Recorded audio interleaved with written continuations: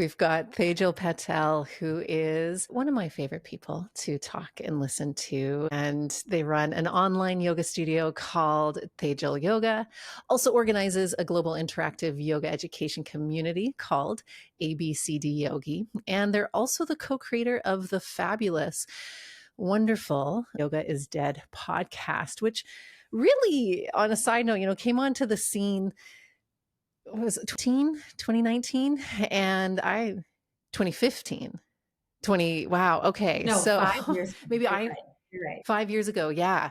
So yeah, I remember when it first came out and I was like, yes, who are these people? This is wonderful. This is the stuff. So, and I think it's to me, from my perspective, it really just brought much needed perspectives and conversations into the yoga scene and continues. And I know it's no longer, you're not producing episodes anymore, but they still exist and they're still there and accessible.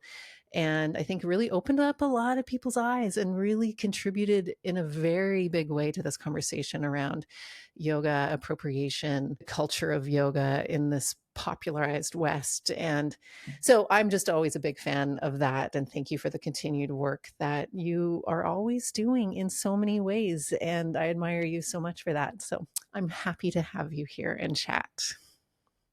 Thanks, Brea. I'm so excited because we've worked together for quite some time now. And I love watching your social media too, by the way. My I was goofiness. showing, I was scrolling through yours and showed my partner the other day. I'm like, how does she do it?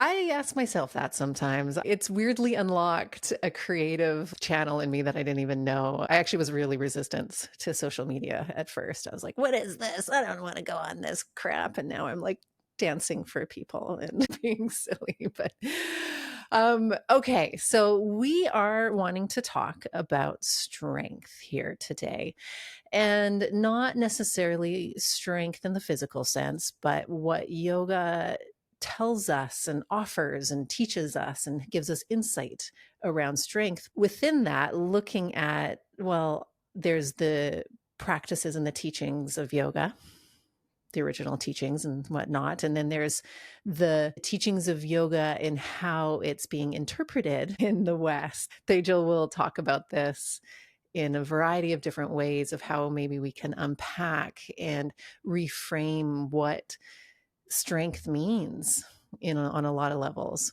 So if there's anything that you'd like to jump right into on that concept of, well, strength, yoga, and maybe defining strength, and what does yoga define strength as? I definitely love that we're talking about this because of how far we've gone down the road with the different ways we can practice yoga. And I know we'll get into all the different ways, the good, the bad, and the ugly, that yoga is now available to us all. But when we talk about what does yoga teach us about strength, I think it's important to set the foundation of what kind of strength we're talking about and what really is the meaning of strong for any given person.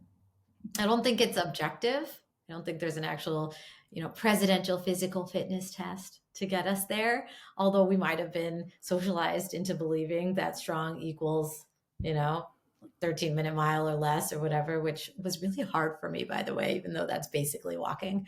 And I think about strong and I think about a couple things actually. When I think about yoga and strength, I think back to my first 200-hour teacher training and the amount of vinyasa practice we did in those 200 hours on repeat, no rest between the 3-day weekends we were meeting, and how I now have some injury and scar tissue in my right shoulder rotator cuffs.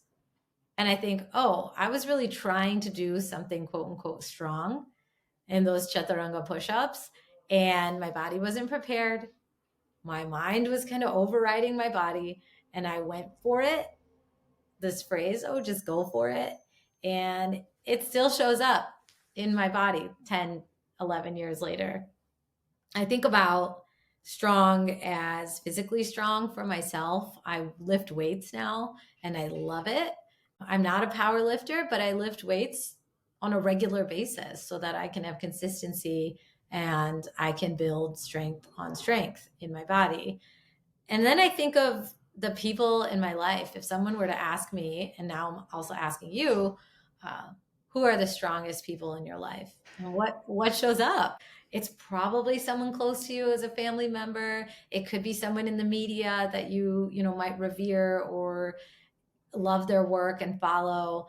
Um, I don't think it's going to be like Arnold Schwarzenegger anymore. Like I don't think that that's the image, but I say that coming from my lived experience and at the point I'm at now, 41 years, you know, into this game of life. So I think it's completely subjective. And so when we think about what is the meaning of strong, I just encourage everyone to think about what is the meaning of strong for you and what are the various ways that can show up. And then to kind of follow through with thinking about how do you feel strong? When do you feel strong? And what are those environments? And is it really like a holistic strength, or is it just strong in the moment and then you leave and you're completely depleted and exhausted and you have nothing left to give? So what does strong look like in your life? That's what I think about a lot. And I love the question of when you think of strength, who do you think of? And I think that for me, when I heard that, it really showed me in my own brain that my self-perception about strength may be more like, yeah, strong. Rah. I don't think about strength for others in the same literal physical way. So I think that's a very powerful question because it's true. I do. And I know exactly what you meant when you said, well, who's the strongest person in your life? Immediately, it was nothing to do with the physical. It was like, oh yeah, who are the people that I know who have done things and gone through things and made it? And so I love that. An interesting maybe reflection of how we see ourselves and how we see the world and how we see others. It is such a great distinction you're making because what we internalize for ourselves can be very different than what we actually see in others. And I like to tell, this might be a tangent, but I like to think about the times when you sit with your best friend or like a really close young person and you try to encourage them and uplift them and just be there for them. Can you also model that behavior to yourself in the exact same way? And that's such an interesting exercise because it kind of bridges this gap between I'm different and things are different for me than they are for other people. And one thing that is overused in yoga world, I would say, is this idea that we are all one or we're all the same. I don't think completely false. I think it's very nuanced. There's a sameness because we all experience the complexity of human emotion. That's our sameness, not what we experience and how we experience it.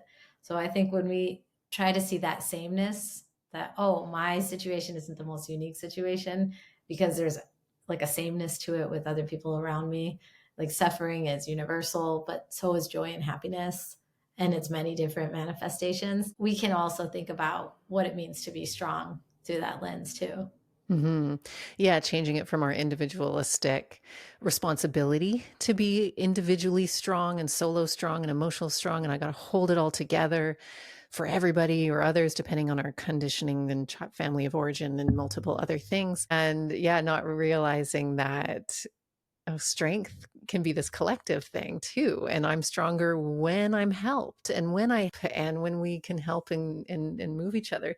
But I think that's even an interesting segue into that view of, I don't know, I think for some people, and I hopefully over these, especially, as you've been sharing the Yoga is Dead podcast and everything that you teach, and you're really immersed in this world of change and offering people a different lens and view of what excuse me, we'll be editing that out, this other lens and what we thought, because I think there's this thing of like, and I know in my early days of yoga it was like I had this maybe perception of yoga is this perfectly untouched practice from India that hasn't been changed in thousands of years, and the yoga that I'm practicing here in the West is exactly, and it's not at all. And that what we think of yoga as this like untouched thing, when it actually is really showing up, and a lot of what we learn in yoga is the cultural conditioning of the world that we're in now, of white supremacy, of patriarchy, of capitalism, is showing up in this practice. And so then I think we have that. It's my practice. I'm going to be on my mat, and I'm going to pray for world peace too, because that's also enough. Just on my mat, I'm going to meditate for world peace, and I don't have to do anything else. And it's all my responsibility, and all these things that like aren't yoga in its original sense. So, can you speak a little bit more of that messiness of our dominant culture and the practice itself? Because I think that shows up with strength and our perceptions of that. I find that a lot of people enter into their initial experience of yoga through a studio and a studio class. And that studio class, for a time, is the only thing they know about yoga, and they really enjoy it. And then at some point, they've gained the foundation they need from that place and that practice. So they have the capacity to explore more with it from that container. And that exploration for more starts to show up as new teachers, new lineages, different ways to incorporate everyday philosophy, or like different ways to incorporate yoga into everyday actions and daily life, and just recognizing that there's more to yoga. So use that as an example, because what the current culture we're in is this dominant culture that caters to certain characteristics and rewards people that exude these characteristics, like individualism, meaning you are working for your own benefit and your progress is attributed only to you, not to any other factors, which makes it easier to say reward system for that only goes to you. You're the one getting the reward. Nobody else should get the reward. It fits right into the way this country was founded in the United States of America, the bootstrap mentality, which is if you work hard enough, if you put your head down and have the grit and suffer through any hardships, you will arrive at success. And you can attribute that to your solo efforts only. You bootstrapped it, you can come out on the other side. That is the American dream.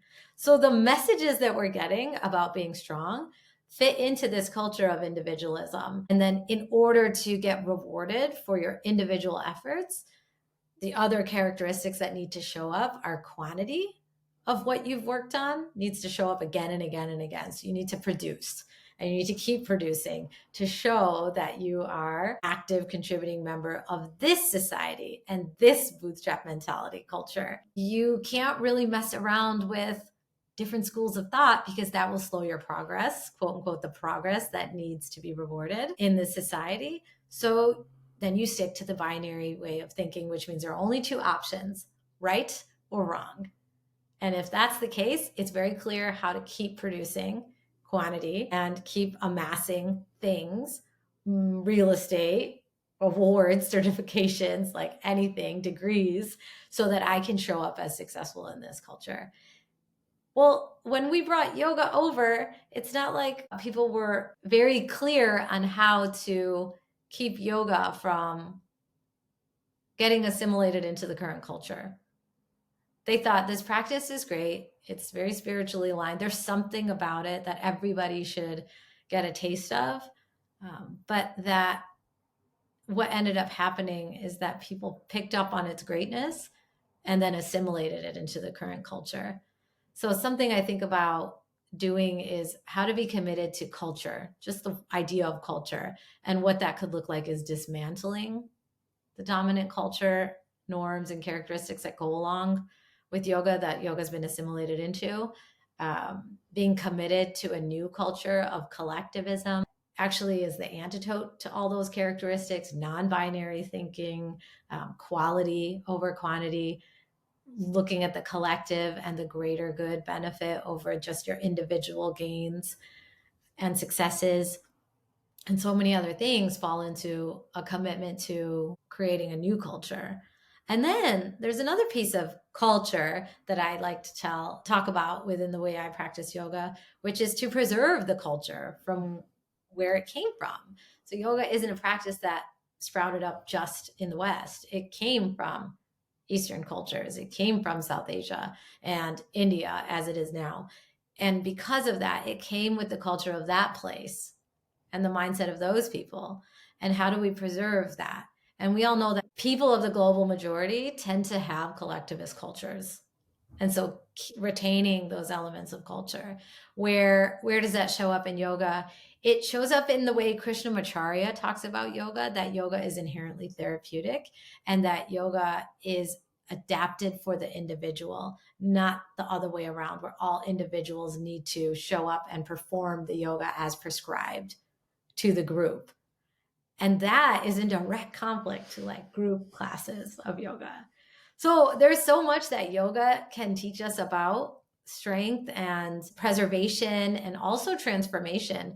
But I think it gets lost because we're trying to fit it into dominant culture norms. And then we keep seeing messages of that continue over and over with like modern day gurus, quote unquote, bro science, like something we were talking about offline, this idea that there are, you know, modern leaders in certain areas that get really popular, but they're just pulling from these other practices and not actually acknowledging these other practices so that they can fit into the current culture norms. Well said and well explained. And especially the word that kept popping out for me as you were saying that was assimilated, you know, and just I think that's the perfect description of the experience of yoga in the West and how it just keeps getting assimilated and reworked. And it's all done so unconsciously, I think, for a lot of the Western white practitioners or non-South Asian practitioners, where it's just like, because we're swimming in this water of the West, so to speak, right? We don't know, half the people don't know what the culture and waters that we're swimming in. And then, so to us, if I could speak as a group here, then it's like, well, of course, then yoga is going to have these individualistic avenues. And of course, I have to perform in yoga and have to do 12 different trainings in order to be a good teacher, right? All these things behind me. And I think, yeah, and what you named with the the bro scientists, and I think that, like, for me, the one that stands out the most is because I listened to this great, everybody go listen to, there's a podcast called Behind the Bastards, if anybody has listened to it. And there's one on Wim Hof. And it's just fascinating to hear, like, Wim Hof literally, like, just as an example of some of this, literally stole pranayama techniques from India, from yoga, and he's revered for being the guy who like brought this like breathing technique so that you can overcome the sensation of cold and pain. And there's, to my knowledge, no acknowledgement of where he got that stuff. He's a credit. In fact, I was listening, I don't remember what the other podcast was, but I was listening to some other podcast on health or something ages ago, and the person's like, yeah, this was like a scientisty, well acclaimed person, again, whoever he was, and he's like, yeah, and the breathing techniques of Wim Hof. And I was listening to this on my walk in the forest, and I was like, no, that, like, how deep that goes, and how deep then that story goes of like, yeah, Wim Hof did this when it was all originated in these other cultures. So as an example, I think not having that discernment and understanding of these origins, because yoga's been so assimilated, there's a lot of assumptions within that. And so I think, again, people like you who are really, obviously, of course, this is your lived experience of being from the culture and seeing it get assimilated and being, whoa, whoa, whoa, whoa, hey, people, I want to I want to educate and inform and help others. To me, it's just like, what's the opposite of assimilate? Like unassimilate, reassemble. Oh, that's such a good question. If we don't assimilate something, maybe it's coexist. Yeah. Ooh, yeah. Because it's not reassemble into one happy thing. Yeah. No, we can coexist separate and it's all good. Yes. I like that. And coexist leads us to think collaboration is possible, appreciation is possible, because we're in it together. We're not in it to co-opt. We're not in it to overtake. We're not in it to be the only ones to win it. Yeah, I mean, you talk about Wim Hof, and I just think it's so funny because I understand that people receive information in different ways, and like it comes to you, it lands differently for people. So you want to have various sources and you want to be able to give information in different mediums and ways. But there's such a bias that goes along with that, that is now vilified. Like naming the bias that goes along with that is vilified or seen as being too woke, which whatever the F that means. Like we can't really talk about it because then you're the troublemaker that always brings that up in the conversation. But I mean, the bias is like we trust white men over everyone else. And even though we might say we don't want to, like, what are we doing to really work away from that? You know, you look at the leaders of the country, you look at the leaders of corporations, you look at the leaders of academia. It's like, what are we actually doing to move away from that? Not a whole lot. So, right off the bat, they get more eyes and ears and they gain more from what they say. And it's those people that I wish could recognize their privilege to be able to make the acknowledgement of where their starting point was, or continue to give credit where credit is due for much of the practices that they're offering. Let's be truly honest, nobody created breathing techniques, at least nobody that's alive now. Like breath, hello? We can't own the breath, we can't own breath practices. So even if you say you stole it, like you can't steal it. This is universal. Everybody breathes.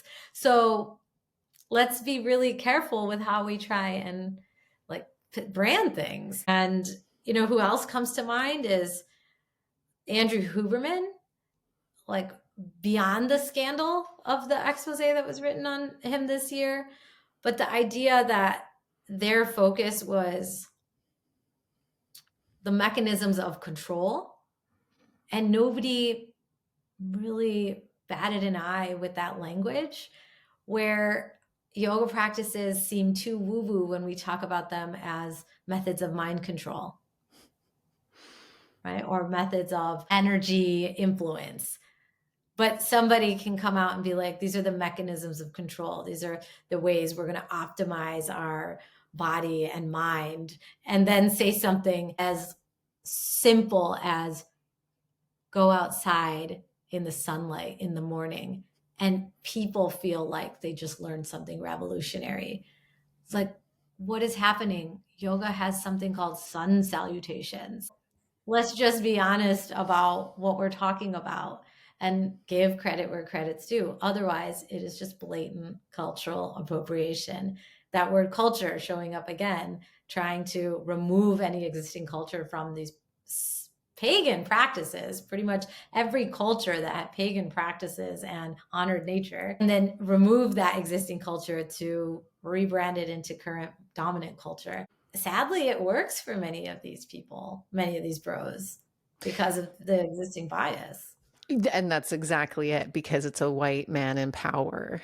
And we are so deeply, because that's imperialism, that's capitalism, that's colonialism. That is just the hundreds of years of systemic culture development that has happened here in the world. So we are so deeply in all of us, deeply embedded, as you just said, to default into or science, like white guy in science telling me this is it, and thank you for saying. And meanwhile, yoga and sun salutations this entire time. And meanwhile, I think that's for me the very crux of it, that I think is, I hope, part of our yoga practice of awareness helps us see that, and help us see, okay, right, I look at me unconsciously to this because they have a voice, i.e., and why do they have that voice? Why would somebody else who wasn't Huberman, let's say as an example, have had such a big platform if he was not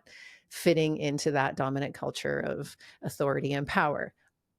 Probably not, maybe, hopefully, but like that, these are the questions, these are the things that and then we can see then that translate into yoga. And who are the teachers in yoga?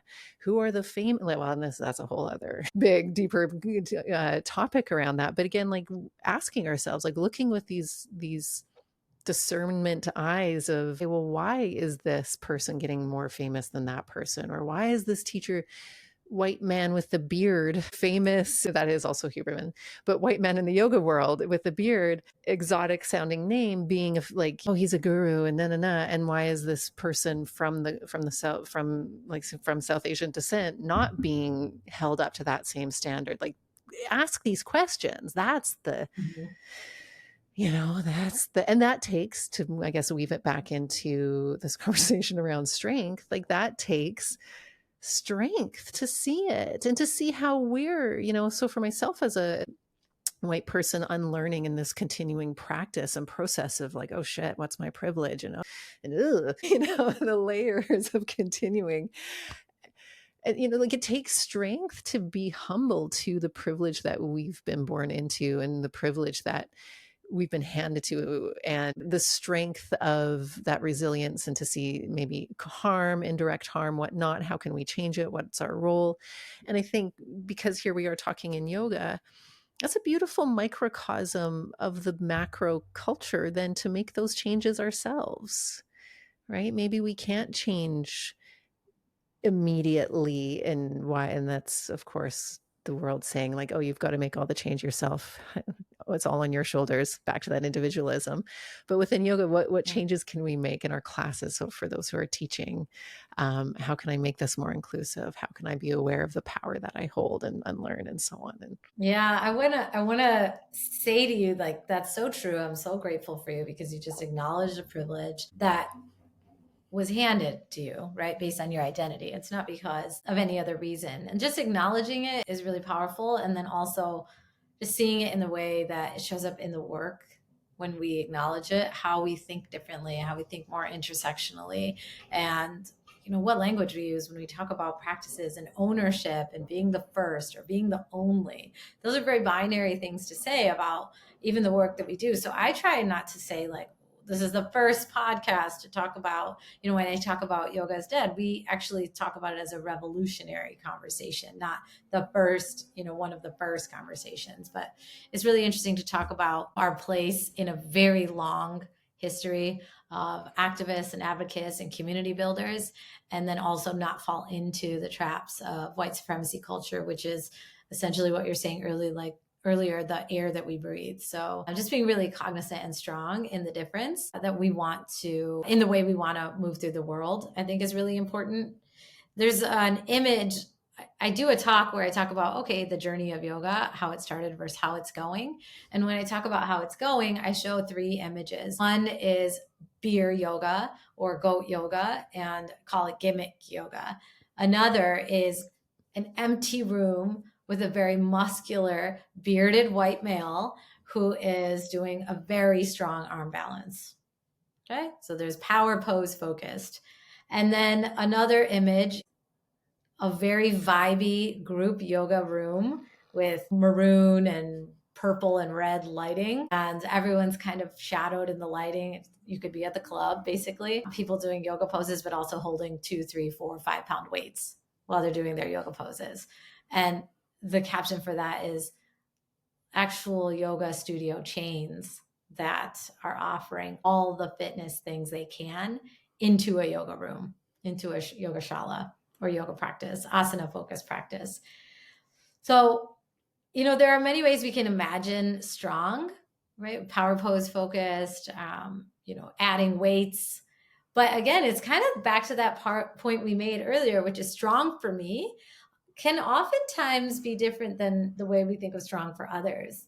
So, what do we need to feel strong? Maybe we need to go into the spaces that fit into dominant culture and fitness culture as it is to feel strong. Or maybe we need a 2-for-1 workout. So, we know yoga is different, but we just don't have a lot of time because X, Y, and Z. So, we want to go into a yoga practice that fits in all these other elements, maybe a little cardio, maybe a little weights, so that we get more bang for our buck and our time. I hate to say it, needing yoga to do that for you or needing a practice to do that for you, be so multifunctional, is another element of white supremacy culture where we think we just don't have enough time for everything or anything really, and we're stuck in this cycle of just trying to fit it all in. And so it's confusing. I think it's really confusing because if you're not aware, if you're not learning, the discernment that yoga asks you to learn through the philosophy of yoga and through the yoga of action, karma yoga, you might think yoga is a great workout. So something we talked about before, I think bears repeating, is how do we understand the different ways strength can show up, right? Individual strength versus the strength of a community, right? So I don't really want to demonize strength for people. It's important to have practices where you feel strong, and it's important to be strong in the way you show up with your community and how you give and receive support. It's important to be strong in your foundation and your roots so that you're grounded in the work that you do. You need all those different varieties of strong so that you can continue to find ways to combat white supremacy culture and the ways it infiltrates into our lives, like the book recommendations we get or the ads that we hear, the way the internet searches things for us, the way AI generates conversations for us. Like, we need to have so much discernment to say, that's not really my voice. This isn't giving me what I need. I know there's more out there, and I do have the time to keep looking. I do have the energy to keep researching. But unfortunately, that puts people that aren't of the dominant culture into a position where they have to work X amount harder, right, to create the culture and the world is reimagining new ways. Yoga teaches us all that if we can find ways to understand yoga more holistically. So, and yes, love, love, love, love. And so then on that last sentence that you just said, ways to find yoga more holistically, what are in your mind? And I know the way that you teach, I know you're already doing it and offering that, but for those who maybe aren't familiar with your work or just in general, how would somebody go about doing that and finding that? Yeah, I mean, there are some search terms that I feel like could be helpful for people depending on the way they want to go. Trauma-informed yoga is a great way to go. Sometimes searching for decolonized yoga or decolonizing yoga. If you want to practice with South Asian teachers, you just search South Asian yoga teachers. You could combine all those terms, really starting to think about yoga, what space you want to enter into, and then just looking for that language in the environments where yoga is being offered is really important. And if you find that the place you're practicing or the places you already have engaged with really are absent of any language that's inclusive to the values you want to ground yourself in, most likely they're not teaching that way, right? People are pretty clear about what they offer and what they teach. And when they're not, it's because that's absent, right? And there are nuances to everything I'm saying. Like, some people really want mentorship and coaching to kind of exude their values and their voice, and it's not quite there yet. But you can always ask questions. I think asking questions to people when you want to find a place that really suits your goals for practice or your journey for practice can be very eye-opening, because the way people respond will almost tell you everything you need to know. Other ways that you can really find yoga in more holistic ways are to just start now thinking about how much you know about yoga philosophy and whether or not you want to dive into that more. Yoga philosophy can be very helpful in understanding the true aims of the practice.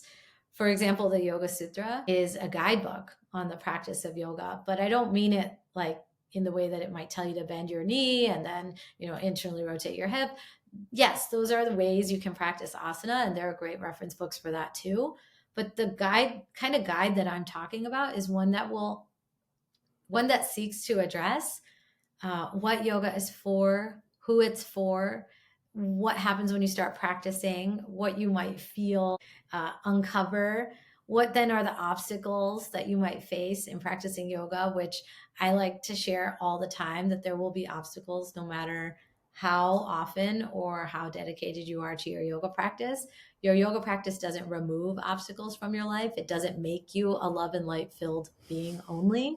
It actually makes you a more aware being with a greater capacity for seeing obstacles and holding the complexity that comes with obstacles showing up in your life.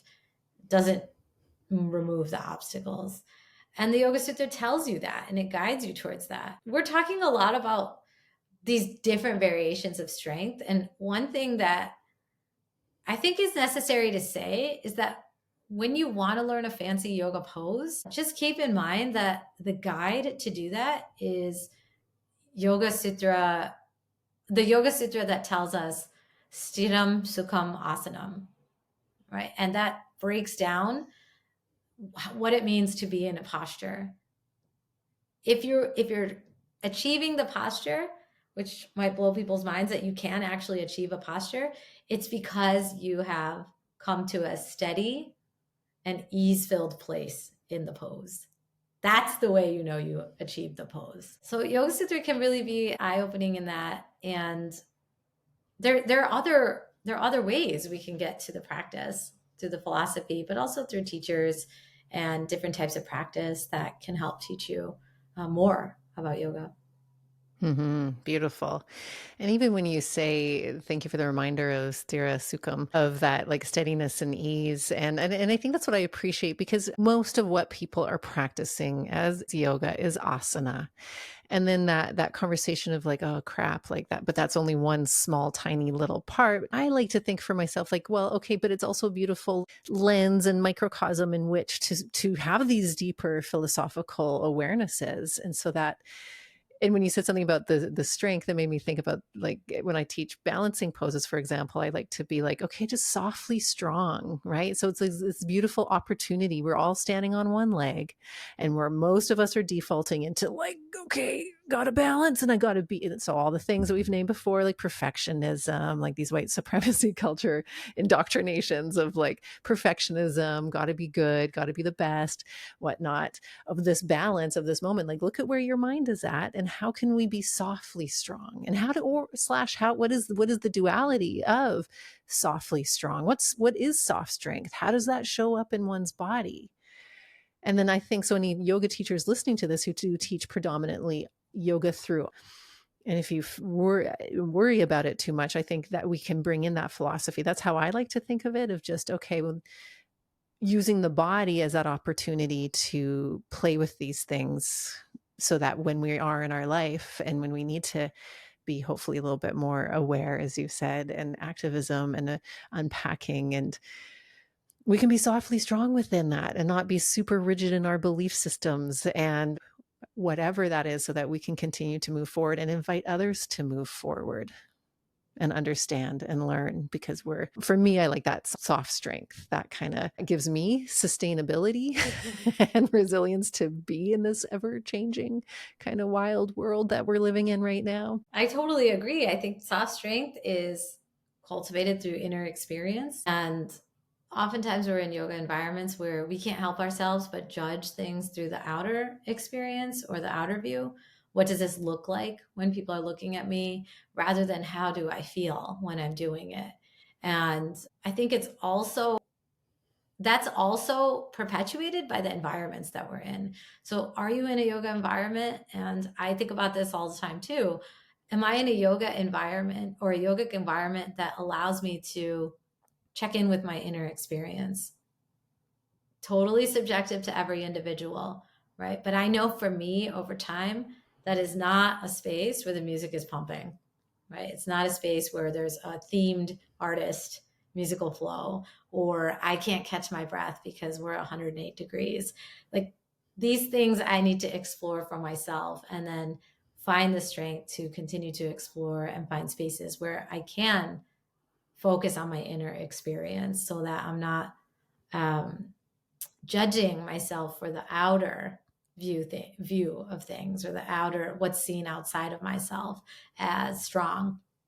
A really good experiential practice for this is restorative yoga, which is not to be confused with any kind of active stretching practice. Restorative yoga is a passive opening stretch. And sometimes you don't even feel the stretch depending on how much you're supporting every part of yourself. And oftentimes people find themselves like resisting that practice because they're not doing quote unquote in that practice, but the whole inner world is getting stronger in the practice of being still, in the practice of settling, and in the practice of becoming more grounded. So I think restorative yoga is a perfect example of that. And then there's the Bhagavad Gita, which also has a really strong guide for this, which is the reminder that in chapter 2, verse 40, that on this spiritual path, which first you have to consider yoga as a spiritual path, and then kind of you can move forward with this phrase from there. On this spiritual path of yoga, no gain is ever reversed and no effort is ever wasted.